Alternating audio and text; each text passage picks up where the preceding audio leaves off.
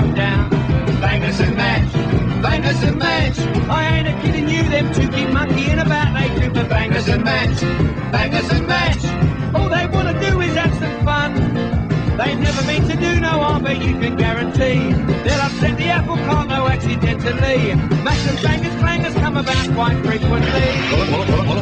It's bangers and mash. Hey guys, this is the Bangers and Mash Show. Mr. Bangers, Mr. Mash, you know us already, Zack, JD, yada yada yada, etc. 20th episode of the podcast, man.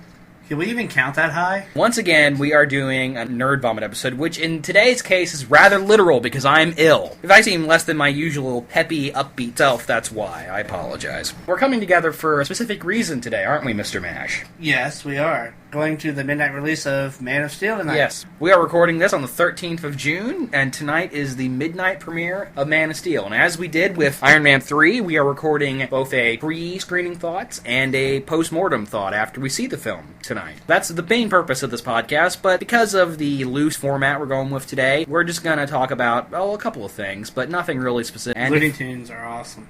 Looney Tunes are awesome. Expand on that, Mr. Mash. I'm surprised they got away with what they got away with back in those days. Have you been watching something here of late that has made you come to this conclusion? I mean, I told you I bought the... Well, the audience doesn't know that. Oh, well. I bought the Blu-ray unedited Volume 2 because it was cheaper than Volume 1, and I'm, poor. Is this the golden age? Is like the 30s and 40s? It's the traditional Looney Tunes. Okay. Does this have the weird-looking original Bugs Bunny in it? Yeah.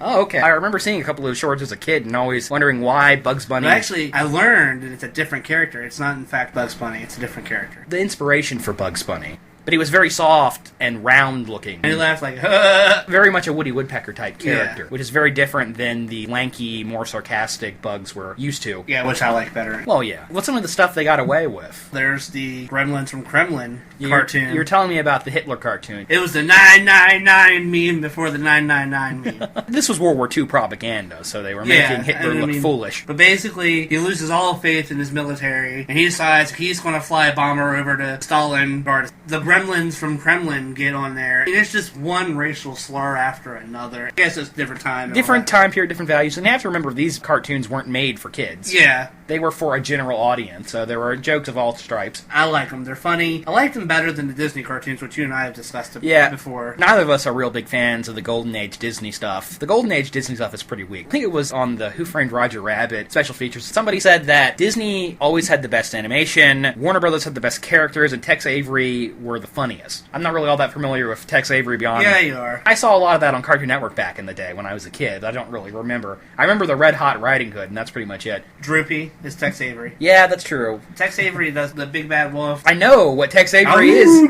This is weird. Usually I'm the one talking down to you. How's it feel? Doesn't feel great. I want to get more acquainted with Golden Age animation. Well, getting back to Superman, before we recorded this, we watched, is it the newest animated DC feature? I think so, unless you count the Lego one. For those who don't know, for about, 2 or 3 years now, Warner Brothers Home Video has been putting out feature-length animated films about their various superhero properties. Originally, it was going to cover all of the superhero universe, but then the Green Lantern and Wonder Woman solo films didn't do very well. Now everything has to be Batman or Superman. The newest one is called Superman Unbound. It was interesting. One of the most intriguing things about this project, this ongoing animated feature project, is that each movie is a different creative team and a different voice cast. Over the course of the series, we've been able to see a lot of very different versions of Batman and Superman, etc. Especially like the character design in this film. The character animation is really good. They look and feel the part. I really like the Lois Lane design, though I'm not sure about her constant cleavage. I mean, it's nice to look at, but I don't know if it really makes any sense. Superman has a really lanky face in this. It's okay. I really like Jimmy. He looks like Silver Age Jimmy, just stepped off the pages of the comic. I don't like the sideburns on Jimmy, though. They even have the friggin' Superman watch in this. And there's a really great moment. Lois Lane uses the Superman watch to summon Supergirl, who's in the film. Jimmy, immediately has a crush on her. And I said to JD, well, that makes perfect sense, because Jimmy's always had a man crush on Superman. So here's a version of Superman it's okay to be attracted to. Aside from the fact that Supergirl's just hot. She's attractive, certainly, though I said to him, we were discussing some of the costume designs, and I'm not real crazy about the midriff-bearing design she was wearing. But then my argument is, Zack, she's a teenager.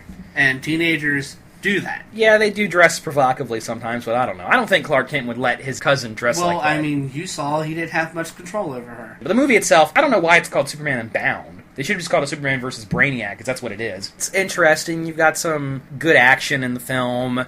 Lots of fighting between Superman and Brainiac's little skeleton probes. They do a rather clever thing where they combine both versions of Brainiac. He's the green skin guy with the plugs in his head, but at the end of the film he gets burned down to a skeleton and he has the middle skeleton beneath. Flies around in the big skull spaceship, which is cool. Interesting thing, I noticed this. 2 actresses from the TV show Castle, I don't know the actress' name, but she plays the detective on that, is Lois Lane of this. Molly Quinn, who plays the daughter on Castle, is Supergirl. And I said to JD, those are casting choices that would work in live action. I mean, certainly, no problem with either of those. The movie fizzles out at the end. The last act is sort of weak. The way Superman defeats Brainiac at the end is a cop-out, I thought. I don't know if it was a cop-out or what, but I get tired of the whole aliens aren't used to our diseases. They knew that they were coming to our planet. Well, the part about that didn't make any sense to me is Brainiac's been all over the universe, and you're telling me he's never been on a planet as overwhelming as Earth before? I think what they were actually going for, and it wasn't disease, he replaced his biological brain with a computer brain, so they're trying to say that he can't process too much information at once. So Superman burnt out his modem, is what you're telling me. Yes. Clearly, Brainiac wasn't set up for broadband. Wah, wah, wah. Out of the animated features I've seen, I haven't seen all of them. I'm really missed out on, like, the last year. I need to do some catching up. Out of the ones I've seen, I think Public Enemies is still probably my favorite. Oh, Public Enemies is the best. That was just a fun action. Let's get a bunch of heroes together and have them fight a bunch of villains. Justice League Doom was quite good. Hold on, let's talk about each of them individually. No, I don't want to spend a lot of time on this. Wonder Woman, which was okay. Wasn't very good. A big issue I have with all of these films is that they're all very short. They're only about 70 minutes, and I feel sometimes the script is... They need to go into some things more. If they were a big-budget live-action film, they would have gone into a lot of these things in more detail. In a 70-minute cartoon, a lot of stuff is glossed over, which just makes the films a little thin sometimes. I've seen that. I've seen Superman, Batman, Public Enemies, which I liked, and I liked Apocalypse, the sequel. That was also quite good. Green Lantern Anthology. Yeah, Emerald Knights. That one wasn't bad. That was okay. I know I've seen more. You have seen New Frontier. Oh yeah, New Frontier was good. I liked New Frontier. I liked it. It focused on Silver and Golden Age. That was something I wish they would do more of this line, where they took a specific graphic novel and just adapted that. Yeah. They haven't done that as frequently, and I wish they would. They're doing Flashpoint next. They did Dark Knight Returns, which I haven't seen yet. They did Year One, which I haven't seen yet. I have Year One. They did All-Star Superman, which I haven't seen yet. The comic's great. I don't know what the movie's like. Like I said, I'm way behind. I saw that on Netflix. That was alright. You've also seen Crisis on Infinite Earths? Oh yeah, the Crisis on Two Earths. That wasn't bad. I liked a lot of the shorts they did. The Captain Marvel short was really good. The Jonah Hex short I enjoyed. The Spectre in particular was good. Yeah, the Spectre one was really good. I didn't care so much for the Jonah Hex. It was okay. And Captain Marvel was fun. I'm a Captain Marvel fan. Yeah, but Captain Marvel was like a feature, though. It was a half an hour as opposed to about 15 minutes, which is what the other shorts are. And I wish they would continue with that. They haven't done it. I know they did a Catwoman short for Year One. I think that's the last one they did. Anyway, it's an interesting idea. Saw Under the Red Hood, too. Oh, yeah, Under the Red Hood was good. That one was really good. That's probably one of the best ones. Probably right up there with Public Enemies. It's a fun idea. According to IMDb, the Flashpoint adaptation is going to be called Justice League: The Flashpoint Incident. Oh, it's Paradox. Maybe it is Paradox or something like that. There are a lot of other storylines I would prefer to see them do before Flashpoint. I'm reading Infinite Crisis right now. Oh, Infinite Crisis, not so much. I haven't gotten to the part where Batman dies, because I know that happens. That's Final Crisis. What'd I say? Infinite Crisis. Oh, Final Crisis. Sorry. Infinite Crisis is the one with Superboy Prime killing everybody. Oh, no, I meant Final Crisis. Sorry. Final Crisis is good. Grant Morrison is usually pretty reliable when he doesn't go totally nuts. Speaking of comic, JD has no interest in this, so I'll talk about this briefly. I'm a huge fan of Alan Moore's League of Extraordinary Gentlemen. Not the shitty movie, the extremely good comic book series. And recently they published a new book. It's a one-off. It's about Captain Nemo's daughter, Janny, second Captain Nemo, Nemo Heart of Ice. And it's set in the 1920s. Nemo steals some of Aisha from H. Rider Haggard's chief. For whatever reason, Aisha's hanging out with Citizen Kane. Nemo decides she's going to finish this quest her father went on to explore the Arctic that he couldn't finish. And meanwhile, Kane hires a trio of Edison-era science heroes to go after her. Tom Swift, John Reedy, and there's another one whose name I can't remember. What it is an adventure through the fictional Arctic. It has elements from Edgar Allan Poe wrote a story about a civilization in the Arctic. There's a lot of stuff from that. The whole story climaxes at H.P. Lovecraft's The Mountains of Madness. I wish there was more of that stuff. Considering Alan Moore is such a huge hard-on for H.P. Lovecraft, I was really hoping for more of that. It's not bad. It's a pretty decent yarn. After the Century three-parter, they just just wrapped up last year, which was very big and epic and went to some pretty cosmic, wacky places. This is kind of a fun, laid-back adventure story. Definitely check it out if you're a fan of those things. All of the League stories can be rather dense because there's a lot of references to sometimes obscure literature. There's a website, Jason Evans is the name of the guy, who does detailed annotations, going panel by panel, picking out the little in-jokes and references. In the very first panel, they're on the docks, and there's Popeye off in the corner. At Kane's Xanadu Palace, there's the Maltese Falcon. Those are some of the easy ones. There's way more obscure stuff because Alan Moore has got a brain for that. Fun. I enjoyed it. You want to talk about something? Talk some nerd news.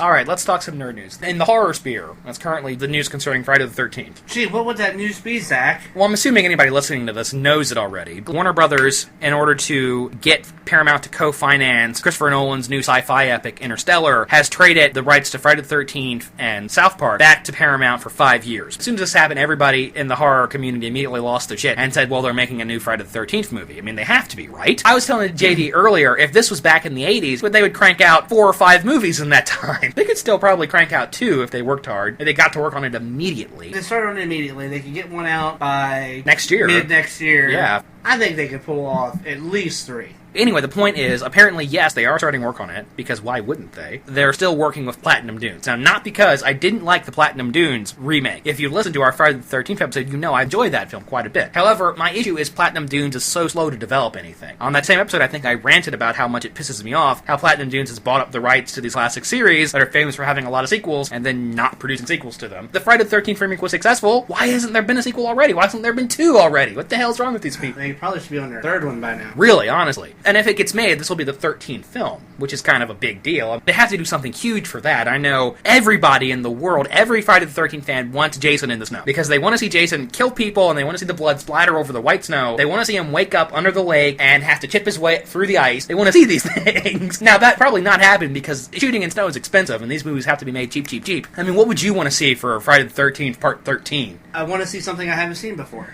And that's the thing with Jason as a character. He's so versatile. You can stick him in pretty much any scenario, and it has the potential to work.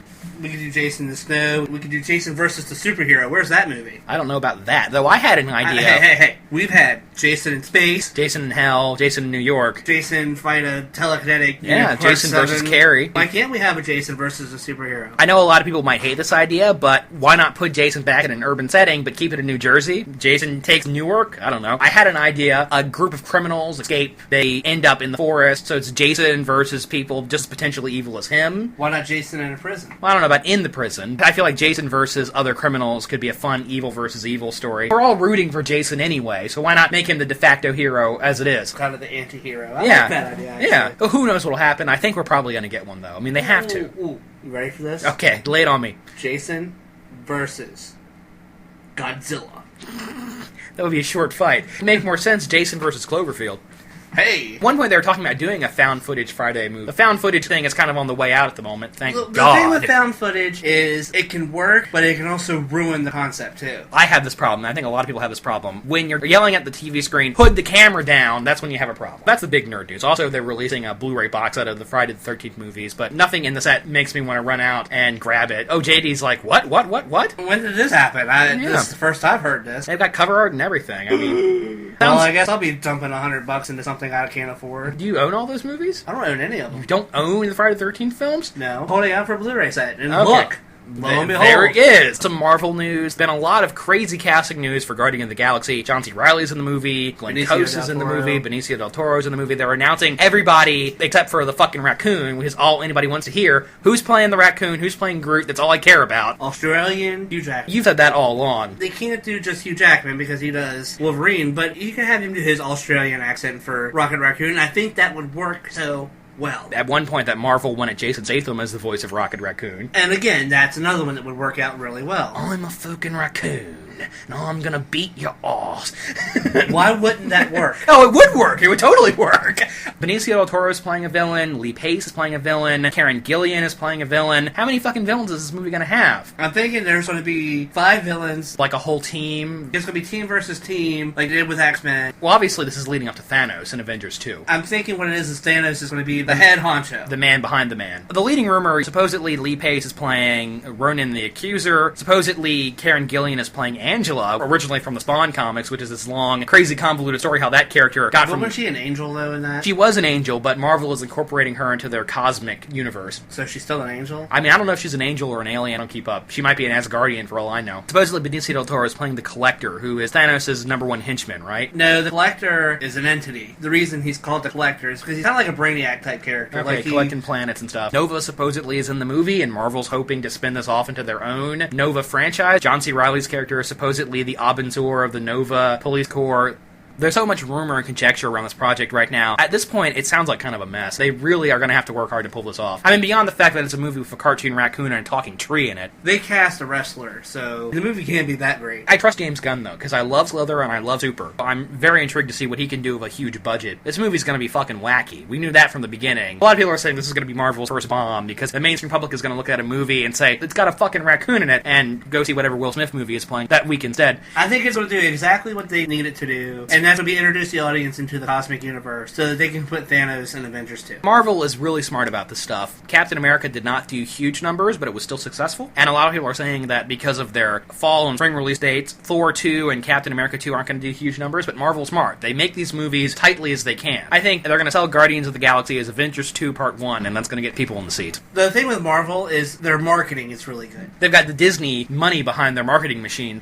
Something else we were discussing, getting back to Man of Steel. Are they going to set up a Justice League movie in this film? One of the rumors is you're going to see on one of the satellites, I believe it is, it says Wayne Tech. If Warner Brothers wants to blow people's minds the way Marvel did with Iron Man, at the end of Iron Man, after the credits, Sam Jackson walks up to Tony Stark and says, "Here to talk to you about the Avengers," and everybody went, holy shit. If Warner Brothers wants to do that, the only way they could replicate that level of crazy hype is if Christian Bale walks in. Post-credits, Superman's hanging out on a roof or something, and you hear a voice from behind him say, "So you're the new hero in town," or whatever. He turns around and there's Christian Bale's Batman. That's the only thing they could do to get that same type of reaction. And personally speaking, I don't think they're smart enough to do that. It shouldn't be that hard after Marvel made such an easy formula to follow. It shouldn't be that hard to just say, "Hey guys, we're doing a Justice League movie, and this is the lead up to it." I think they want to intentionally avoid the stigma of copying Marvel, even though my reaction is, so what? It worked! Yeah, you're going to hear, well, Marvel did it first. Who gives a shit? You're going to make money! You are going to make a shitload of money! Why can't it be Man of Steel this year, next year, Wonder Woman, and Flash? Movies that can be done for smaller amounts of money. 2015,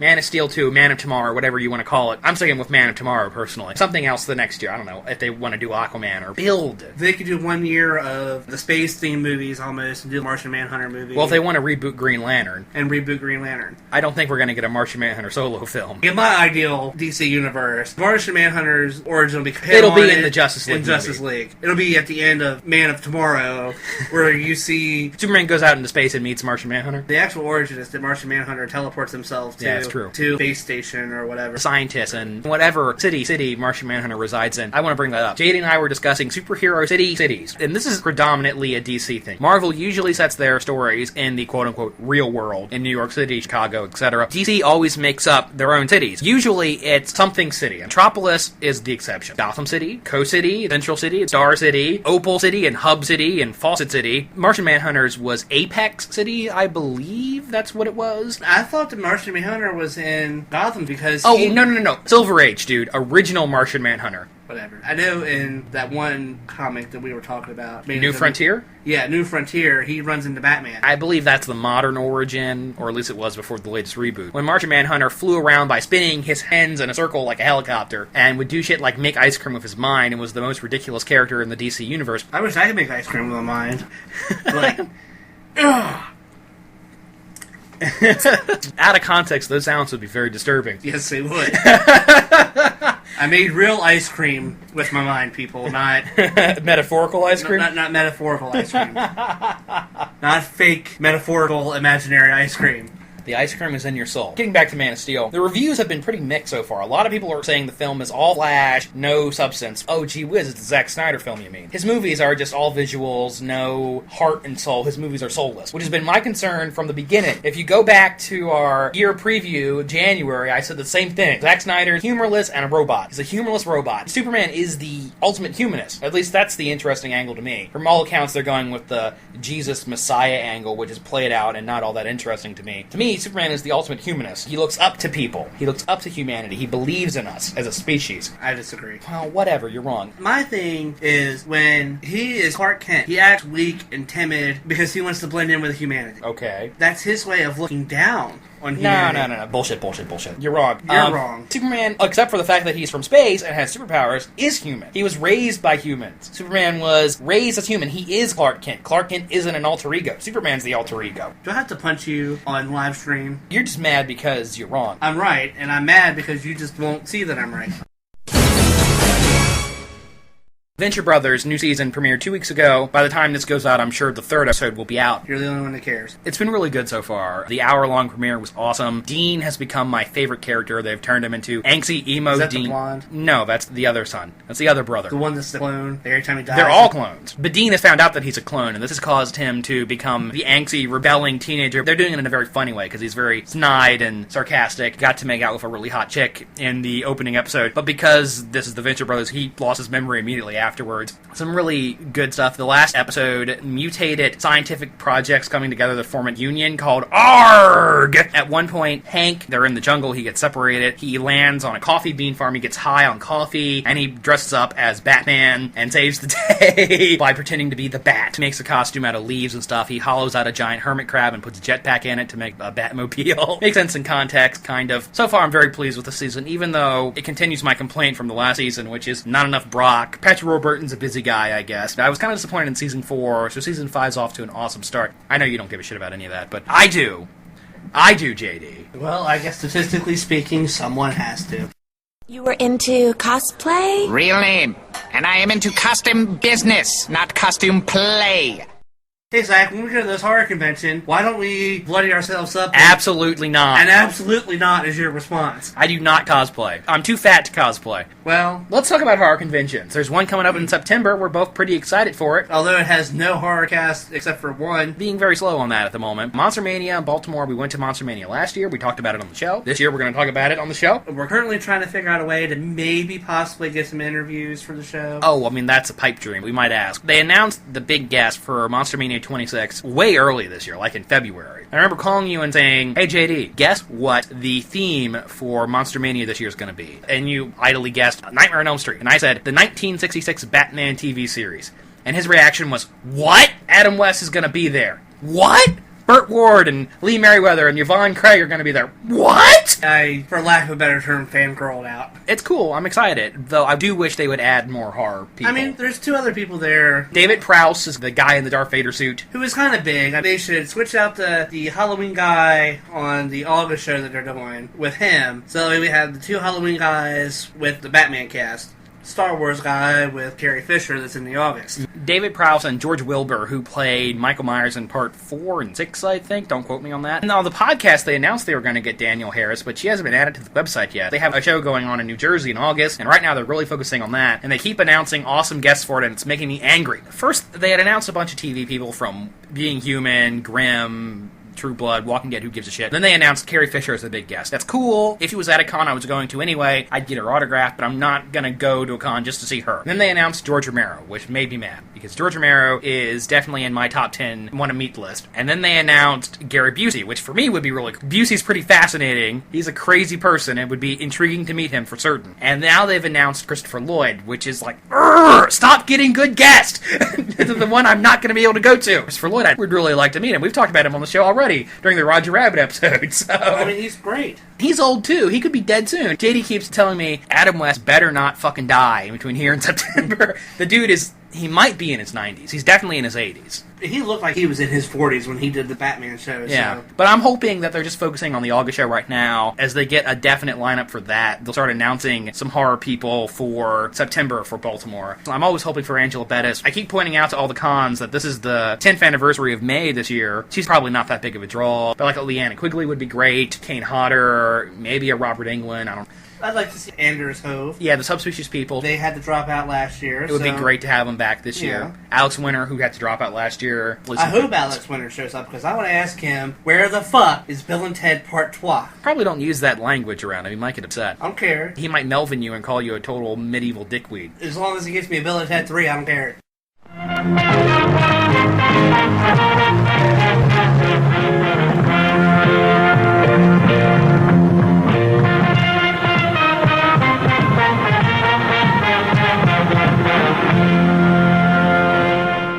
Been watching a lot of Asian movies here of late. I watched one the other day, Sorcerer versus Whitesnake or something like that. Oh, what was that about?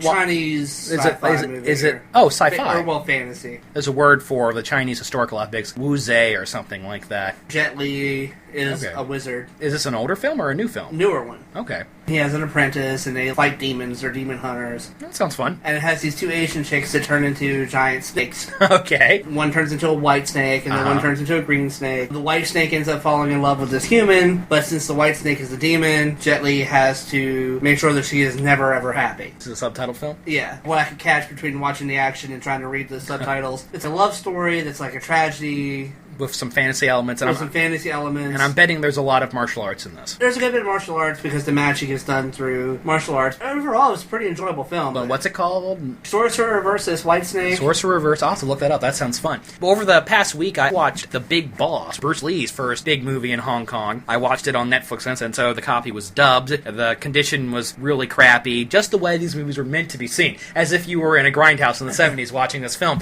It's an interesting film because Bruce Lee does not actually fight for about half of it. The plot of the movie is he living with his family in Taiwan. He gets a job at this factory, this ice factory, which is secretly a cocaine smuggling ring. Oh, ice factory. His family members cross the big boss that runs the company, and they all get killed. It causes Lee to go on a roaring rampage of vengeance at the end. At the end of the film, though, he's going to fight the villains, and he's having a snack on the way there, eating a muffin or something because Bruce Lee doesn't give a shit. There's some fun stuff. It's pretty cheesy in spots, as you'd expect. There's a scene where he kicks a knife into somebody, which is pretty goofy looking. There's a moment. That's cool. It's cool, yeah. There's a moment where a guy is up against a wooden wall, and Bruce Lee punches him, and then the guy makes a cartoon shape in the wall. Good stuff. But that's just the raw power of Bruce Lee. I'm kind of a little bit of a Bruce Lee fan. He's awesome. I've only seen like one of his movies in entirety. This is only the second one, because I've seen Enter the Dragon, I've seen parts of Game of Death, and now I've seen The Big Boss. And the second film, which is called Fist of Fury, in the original title, it's called The Chinese Connection here in America. That's also on Netflix, so I'm thinking I'm going to check that out, too. Then just last night, I watched a Japanese film called Throne of Blood. This is a Akira Kurosawa art movie. It's Macbeth as a samurai film. It's Macbeth in feudal Japan. Toshiro Mifune plays the Macbeth character. I was telling JD earlier, he's awesome because he's always angry. He's always... Yeah, his delivery is like that. The film is actually eerie. Lots of fog. There's a battle at the beginning. Toshiro Mifune and this other character get lost in the woods afterwards. They run into a witch who gives them this prophecy that they're both going to be promoted following this battle. At first they laugh it off, but when it comes true, things begin to get confusing for them, and Mifune's wife is very much a classical Lady Macbeth, conniving and trying to convince him to murder people and move up through the ranks. There's a really creepy sequence where a bunch of birds get into the castle. Mifune's death scene is awesome. I was telling JD about this. This movie did the wall of arrows before 300 did it. Toshiro Mifune is a total badass. It takes about 100 arrows to take him down. If you enjoy subtitled Japanese samurai movies or Shakespeare, because this film follows the outline of Macbeth pretty solidly, definitely check out Throne of Blood. Zack and I were talking earlier. There are two things that you could recite before you kill somebody that makes you a stone-cold motherfucker. As Tarantino would put it. You could either recite something from the Bible or Shakespeare. Then I brought up Last Action Hero, where Arnold as Hamlet, to be and not to be, not to be, throws a guy through a window. Shakespeare, man, that shit's dark. It is totally dark. Shakespeare was the Michael Bay of his day because he was making plays for the masses. It was all sex and violence. Really, all it was. His comedies, if you get to the point where you can actually understand Shakespeare, some of his comedies are pretty funny. To be or not to be? Not to be. Before we leave, on a scale from 1 to 10, how excited are you for Man of Steel? I would give it an 8. What are you hoping to see in the movie? I'm hoping to see Superman kick the shit out of a bunch of Kryptonians. I hope that if they do Lex Luthor, it's like a 2-minute scene at the end of the credits. Let's not start it off as the Lex Luthor versus Superman franchise. I want to see a lot of great action, decent storyline that doesn't get me bored right from the get-go. I'm already expecting 45 minutes of bullshit I could care less about. Yeah, supposedly the prologue on Krypton is quite long. It needs to be an awesome Superman movie that we haven't seen before. Scale of 1 to 10. How do you feel about Superman? 6. Why only a 6? Because I'm very apprehensive about many of the things I've read. I've made my criticism of Zack Snyder well known. He's all style, no substance. He's humorless. I'm not sold on Henry Cavill yet. A lot of the reviews are saying that he basically just stands there and looks good. Things I am looking forward to. I am looking forward to the action. I'm looking forward to Michael Sheen as Zod. I'm looking forward to Amy Adams as Lois Lane. I hope Lois Lane comes into her own as a strong character. No, I don't want to see a lot of mopey Superman. Please, no crying, bitchy, whiny, angsty Superman. And supposedly there's a lot of the Jesus metaphor. Can we go easy on that, though? And I would like to see a film that sets up a wider DC universe. Yeah, I would like to see that. The reason I gave it an 8 is I'm optimistic. I don't think it's going to be a perfect film. How do you think it'll do box office-wise? How do I think or how do I hope it'll do? Give me both. How do you think it'll do? The fact that Nolan set up the Batman Nolanverse and he is very clearly pasting his name on every single trailer that you see for Superman. I'm hoping that that brings some of the Nolan fans. Okay, I don't really think that'll be a large part of the box office. And I think that there's enough Superman fans out there that it'll do decently. I think the movie is going to do extremely well, because Warner Brothers has been advertising the shit out of this thing. I don't think there's anybody in the world not aware that this movie is coming out this week. Which is something that you and I discussed a couple days ago, is probably a large part of the reason, besides the fact it looked like shit, that Green Lantern failed, that they just didn't do any marketing for it whatsoever. The marketing was off. Certainly not like this movie where you walk into Walmart or any other number of buildings and you see the Superman logo slapped on fucking everything. Supposedly the movie's heavy on action and explosions, which means the general public will probably like it. I feel like the film is probably going to be a big hit. A lot of box office people are saying this is going to be the movie to beat the summer. We'll see. I don't know if it'll do Iron Man 3 numbers. Certainly not in the long run. Let's mention that. I know when I listen to podcasts, I prefer themed episodes to loose episodes. Just to warn you, this is not the last Nerd Vomit we're doing this summer. We're doing the same thing when Pacific Rim hits. We're going to do a pre-show thought, after-show thought, prepare for one more. But I do promise the next one coming sometime next month will be the last one for a while. Hopefully, if everything goes according to plan. And that's a big if there. But anyway, well, I think we're going to cut it off there and then report back after we see the movie. Okay. All right. See you guys on the other side. On the other side. Of Krypton. What's the S stand for? It's not an S. On my world, it means hope. Well, here it's an S.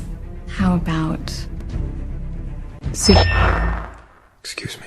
It is 2:45. It is 2:45. We are in the parking lot of our local Alamo Draft House, and we just got done seeing Man of Steel. 95% of it is good. The 95% that is good is almost perfect. Henry Cavill is a good Clark Kent and a great Superman. I agree. As soon as he puts on the suit, he's friggin' Superman. Lighthearted, saving people, learning to fly sequence, that's very good. He has really high moral standings. All the concerns I have about them making a dark and gritty Superman, and it seems like they might be doing that in the opening sequence. I should say the opening sequence proper, because the movie has about 2 or 3 opening sequences. He's really, really good. I gotta say, I was very impressed with him. Amy Adams, great Lois Lane. She's spunky, smart, strong, female reporter. And not afraid to tell people how it is. And sometimes gets in over her head. She's Lois Lane. Another character that's pretty much perfect, Lawrence Fishburne as Perry White. Tough but fair. There are so many elements of this movie that they got pretty much right. The movie's opening sequence is weird. There is an extended Krypton sequence, not quite as long as I had heard. Krypton is a really weird looking place. There are these giant dragon bat monster things. There's a lot of architecture that honestly reminded me a lot of Alien and Prometheus and H.R. Giger in general. That reminds me of The Matrix, Avatar elements, even some parts that reminded me of Transformers. The opening on Krypton, a little weird. What was cool, though, about the whole sequence of Krypton is the fact that they actually showed us some of their technology. Like, we got to see Kryptonian technology in the movie. Certainly far more than we've ever seen in a previous Superman film. Correct. I say kudos to that. It actually looks alien. There are no crystals in this one. Russell Crowe's role as Jor-El ends up being pretty similar to Marlon Brando in the Reeves films. It's similar, but I feel like it's more significant. He still winds up being Clark's spirit guide, more or less. He even interacts with Lois Lane in a scene that actually worked okay, kind of funny. The action in the movie, the one-on-one action fight scenes are incredible. For everybody who's been wanting to see a Superman punches things movie, you've got it. This is your ticket. Theora, Zod's basically number one in command, his female sidekick. His bitch. She tears up quite a bit. She's quite a fearsome opponent. There's a very strong fight scene with her, Superman, and another Kryptonian whom I'm just going to assume is Non. Might as well have been. Yeah, and that's another thing that was very reminiscent of Prometheus, the Kryptonian suits. Well, they looked a lot like the space jockeys. Anyway, that's not really an issue. Overall, I liked the movie a lot. There are a lot of little references to Superman lore. All the stuff with the Kents are great. Mm-hmm. Diane Lane and Kevin Costner are both very good.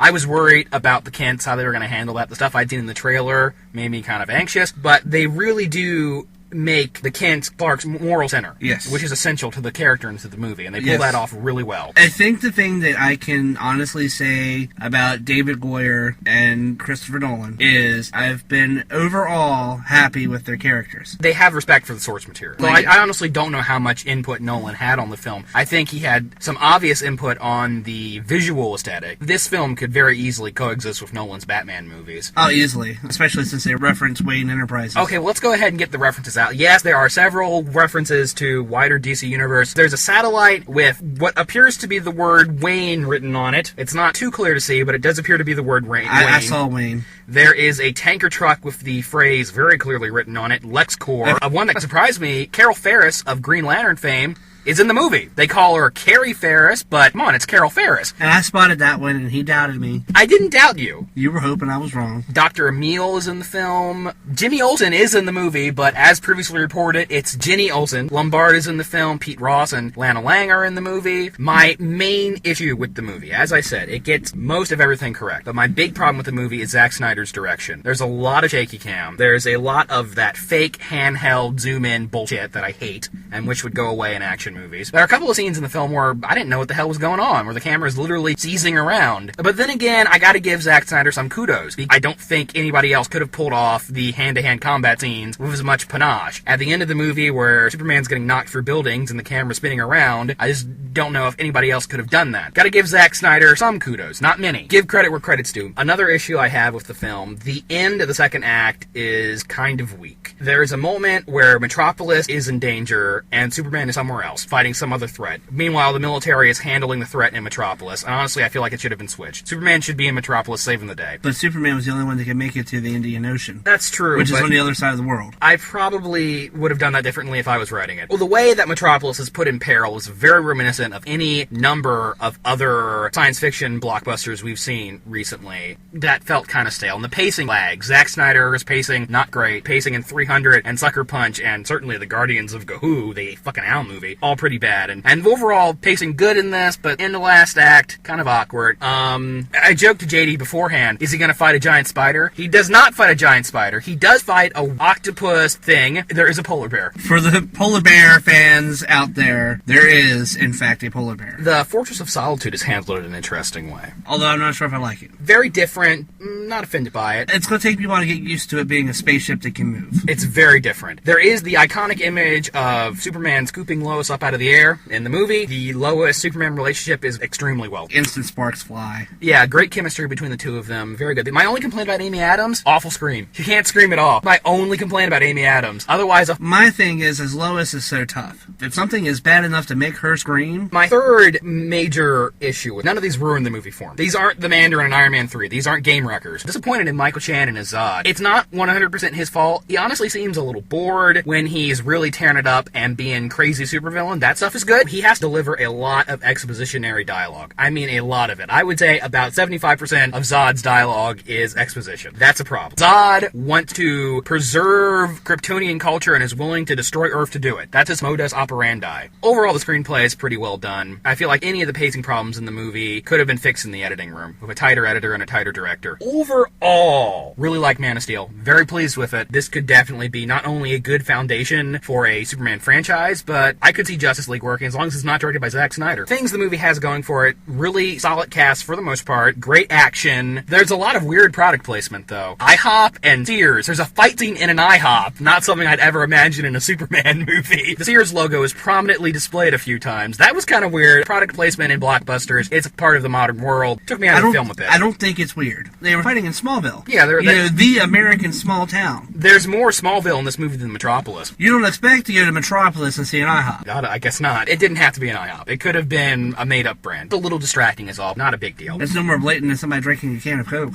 One of the things I was worried about, I read an article a while back about superhero movies of last year, heavily critical of the Avengers and Batman and Spider-Man, and even pulled in some non-superhero movies like Skyfall, Hunger Games, etc. The sad, perfect, badass hero. And one of the hallmarks of the sad, perfect, badass hero is that authority is against them, but the public loves them. And it seems like this movie might be going in that direction at first. The military is initially somewhat antagonistic towards Superman, but eventually they do come around. Glad to see that cliche was not fully employed. Would have been a little trite. Makes it more true to the comics. On a 4-star rating, what would you give Man of Steel? 4.